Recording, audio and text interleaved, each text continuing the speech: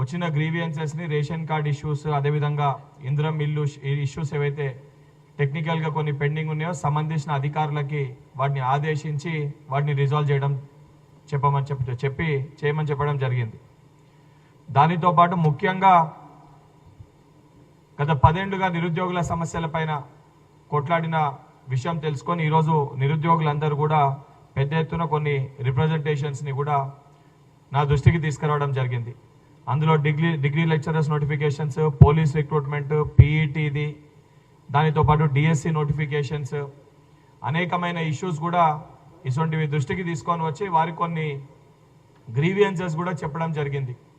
ఉదాహరణకి police recruitment దానికి సంబంధించి ఏజ్ రిలాక్సేషన్, గత ప్రభుత్వం తీసుకొచ్చిన జియో 46 లాంటి కొన్ని జియోస్, దానితో పాటు డిఎస్సి క్వాలిఫికేషన్ పీజీ బీఈడితో పాటు ఓన్లీ పీజీ పెట్టాలి ఏపీపీఎస్సీలో ఉన్నట్టు, అలా అనేకమైన సమస్యలు వారు నా దృష్టికి తీసుకొని రావడం జరిగింది. సో నెక్స్ట్ ఉన్న రిక్రూట్మెంట్స్ దానిపైన కూడా వారు అడగడం జరిగింది. జీపీఓ నోటిఫికేషన్ దాని గురించి కూడా వారు మాట్లాడడం జరిగింది. సో ఈ రిక్రూట్మెంట్కి సంబంధించి ఆల్రెడీ నిన్న గౌరవ ముఖ్యమంత్రి రేవంత్ రెడ్డి గారు రాబోయే రోజుల్లో ఒక 1 lakh జాబ్స్ రిక్రూట్ చేస్తామని చెప్పి నిరుద్యోగులకి ఒక మాట కూడా గౌరవ ముఖ్యమంత్రి గారు చెప్పడం జరిగింది. నెక్స్ట్ 6-7 మంత్స్లో కూడా సంబంధించిన డిపార్ట్మెంట్స్తో కూడా మాట్లాడడం జరిగింది. రాబోయే 6-7 నెలల్లో 40,000 రిక్రూట్మెంట్స్ ఇప్పుడు ఇమీడియట్గా తప్పనిసరిగా ప్రభుత్వం తరఫున నిరుద్యోగుల కోసము చేపట్టడం జరుగుతుంది. దీంట్లో ఆల్ డిపార్ట్మెంట్స్కి సంబంధించిన రిక్రూట్మెంట్స్ కూడా ఉంటే ఒకసారి అఫీషియల్గా ఏవెన్ని ఉన్నాయో ప్రభుత్వంకి వెళ్ళి ప్రకటన వచ్చినాక దీంట్లో ఎన్ని ఉన్నాయో నెంబర్స్ కూడా పైన క్లారిటీ ఇవ్వడం జరుగుతుంది. దానితో పాటు వాళ్ళు ఇచ్చిన వేరే రిప్రజెంటేషన్స్ ఏవైతే టీజీపీఎస్సీకి ఇతర బోర్డ్స్కి సంబంధించి ఇచ్చిన రిప్రజెంటేషన్స్ ఏవైతే ఉన్నాయో అవన్నిటిని కూడా సంబంధించిన డిపార్ట్మెంట్స్కి ఫార్వర్డ్ చేయడం జరుగుతుంది. ఏవైతే పరిష్కరించే తగిన సమస్యలు ఉన్నాయో అవన్నిటిని కూడా పరిష్కరింపజేస్తామో, పరిష్కరించి ఆ సంబంధించిన నిరుద్యోగులకు కూడా దానిపైన మళ్ళీ నా ఆఫీస్కి వెళ్ళి వారికి ఫోన్ చేసి దానిపైన ఇష్యూస్ ఏందో కూడా దానిపైన వారికి క్లారిటీ ఇవ్వడం జరుగుతుంది. ఇది ఏదైతే గ్రీవియన్స్కి సంబంధించి ఈరోజు వచ్చిన ఇష్యూస్ని దాన్ని ఐడెంటిఫై చేసి దాన్ని రిజాల్వ్ చేసిన ఇష్యూస్ మాటికి. ఈరోజు దానితో పాటు అతి ముఖ్యమైన విషయము, గత కొద్ది రోజులుగా తెలంగాణ రాష్ట్రంలో లా అండ్ ఆర్డర్ని దెబ్బతీయాలి, ఉద్యమ సమయంలో ఏ రకంగా విద్యార్థులని యువకులని రెచ్చగొట్టి రాజకీయ లబ్ధి బీఆర్ఎస్ పార్టీ నాయకులు హరీష్ రావు కేటీఆర్ చేసిర్రో చాలా స్పష్టంగా మనం అందరం కూడా గమనించినాం. మళ్ళీ ఈరోజు తెలంగాణలో ఉన్న యువతని విద్యార్థులని అడ్డం పెట్టుకొని వాళ్ళని ప్రొవోక్ చేసి వాళ్ళని రెచ్చగొట్టి రాజకీయ లబ్ధి పొందుదామని చెప్పి బీఆర్ఎస్ పార్టీ నాయకులు మళ్ళీ ప్రయత్నిస్తున్నారు. దానికి ఉదాహరణ వారి సొంత కుటుంబంలోనే, వారి పార్టీలోనే వాళ్ళ కుటుంబంలో 3 ఉంటే హరీష్ రావు కేటీఆర్ ఏమో ఇవాళ తెలంగాణ విద్యార్థుల సదస్సు అని చెప్పి ఉప్పలో ఒక ఫంక్షన్ హాల్లో వీళ్ళు మీటింగ్ పెట్టారు. ప్రారంభించేదేమో హరీష్ రావు, కంక్లూజన్కి ఏమో కేటీఆర్. మరి మరొక వైపు మేడ్చెల్ల తెలంగాణ జాగృతి లీడర్ అనే ప్రోగ్రాం కల్వకుంట్ల కవిత గారు పెట్టారు. అంటే వాళ్ళ పార్టీలో వాళ్ళకే సఖ్యత లేకుండా ఇద్దరు కూడా విద్యార్థులని యువకులని, ఒకలేమో ఉప్పల్లో ఒక సదస్సు పెట్టి విద్యార్థులతోటి మరొకరు లీడర్ అనే కార్యక్రమము మేడ్చెల్లో పెట్టి యువకులని రెచ్చగొట్టి రాజకీయ లబ్ధి పొందే ప్రయత్నం వీళ్ళు చేస్తారు.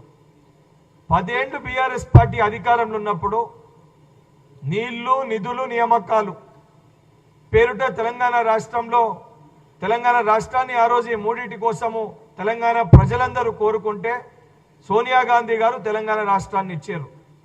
ఆ నియామకాల్ని కంప్లీట్గా మర్చిపోయి, నియామకాలు అంటే కేవలము కల్వకుంట్ల కుటుంబానికి వచ్చే ఉద్యోగాల్ని నియామకాల లెక్క పరిగణలోకి తీసుకున్నట్టు తెలంగాణలో ఉన్న నిరుద్యోగులని ఏ రోజు పట్టించుకొని వీళ్ళు, ఏ రోజు విద్యార్థులని పట్టించుకొని వీళ్ళు ఈరోజు అధికారాన్ని కోల్పోగానే విద్యార్థులని నిరుద్యోగులని మళ్ళీ ఈ రకంగా మీటింగ్స్ పెట్టి, ఆ మీటింగ్స్లో కూడా హరీష్ రావు మాట్లాడిన మాటలు వింటే చాలా హాస్యాస్పదంగా అనిపిస్తుంది. తెలంగాణ రాష్ట్రం ఏర్పడ్డది.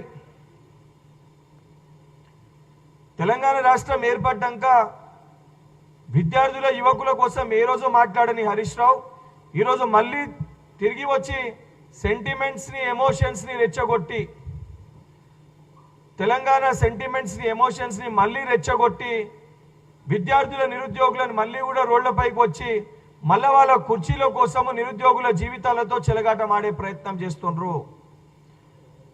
నిజంగా నేను కేటీఆర్ హరీష్ రావుకి అడుగుతున్నా, 10 ఏళ్ళు మీరు అధికారంలో ఉన్నప్పుడు ఎంతోమంది నిరుద్యోగులు ఆ రోజు ఆత్మహత్య చేసుకుంటే కనీసం స్పందించలే మీరు. టీజీపీఎస్సీలో పేపర్ లీకేజ్ అయి వేలాది మంది టీజీపీఎస్సీ ముట్టడికి వచ్చిన రోజు కూడా కనీసం మీరు దానిపైన బాధ్యతతోటి ప్రెస్ మీట్ పెట్టి మాట్లాడే ప్రయత్నం చేయలే. ఆఖరికి ఎలక్షన్స్ ముందు ఒక చెల్లె ఆత్మహత్య చేసుకుంటే కూడా ఆత్మహత్యను కూడా వక్రీకరించి తప్పుడుగా ప్రచారం చేసిన ఒక చరిత్ర మీది, మీ పార్టీది.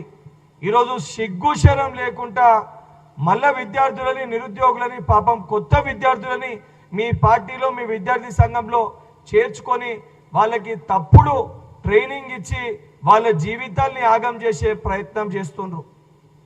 ప్రజలందరూ ఇవన్నిటినీ గమనిస్తున్నారు. మీ చరిత్ర ఏందో తెలంగాణ ప్రజలందరూ కూడా తెలుసు.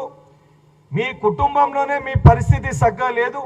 మీ చెల్లె ఒక దిక్కు ఒక దుకాణం తెరిస్తే మీరిద్దరు కలిసి ఇంకో దుకాణం తెరిచి మీ రాజకీయ లబ్ధి కోసం తప్ప తెలంగాణ సమాజం కోసం మీరు పాటుపడతలేరు అని చెప్పి ఈరోజు చాలా క్లియర్గా మీ పార్టీ పరంగానే తెలంగాణ జాగృతి ప్రోగ్రాం ఒక దగ్గర, ఉప్పల్లో మీ ఇద్దరు చేస్తున్న కార్యక్రమం ఒక దగ్గర, ఇది చాలా స్పష్టంగా ప్రజలకి కనబడుతుంది.